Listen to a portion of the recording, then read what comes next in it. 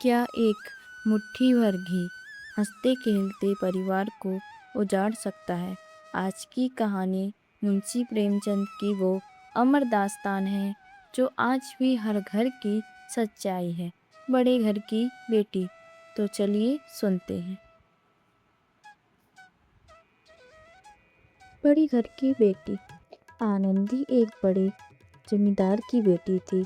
उसके पिता के पास हाथी, घोड़े, सजे धजे मकान और बड़ा मान सम्मान था।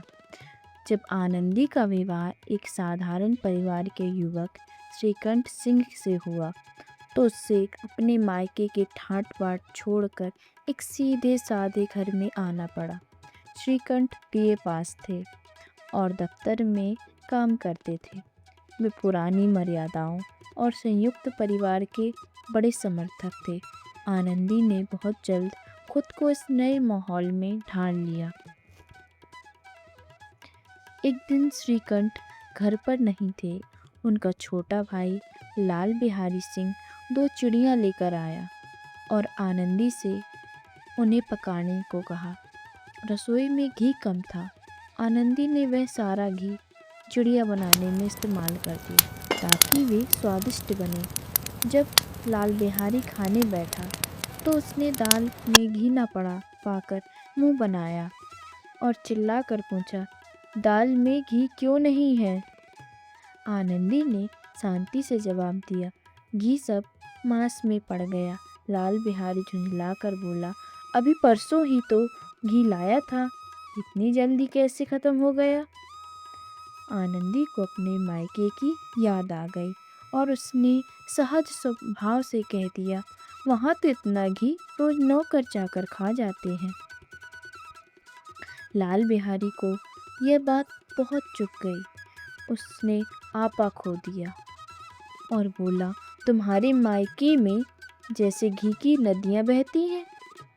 बात बढ़ी और गुस्से में आकर लाल बिहारी ने अपनी लकड़ी की खड़ाऊ उठाकर आनंदी की ओर फेंक दी। खड़ाऊ आनंदी के हाथ पर लगी जिससे उसे काफ़ी चोट आई। आनंदी चुपचाप अपने कमरे में चली गई और रोने लगी। उसे दुख इस बात का था कि एक देवर ने अपनी भाभी पर हाथ उठाने की हिम्मत की। शनिवार को जब श्रीकंठ घर लौटे तो उन्होंने देखा कि आनंदी बहुत उदास है। पूछने पर आनंदी ने सारा किस्सा सुना दिया और कहा, जिस घर में मेरी इज्जत नहीं वहाँ मैं अब एक पल भी नहीं रहूँगी। आपके भाई ने मुझ पर हाथ उठाया है। श्रीकंठ को अपनी पत्नी का अपमान सहन नहीं हुआ। उन्होंने अपने पिता बेनी माधव सिंह से साफ कह दिया, बाबूजी, अब मेरा इस घर में रहना नामुमकिन है। लाल बिहारी ने जो किया है उसके बाद हम साथ नहीं रह सकते। बेनी माधव सिंह ने समझाने की कोशिश की कि छोटे भाइयों से गलती हो जाती है, लेकिन श्रीकंठ अपनी बात पर अड़े रहे।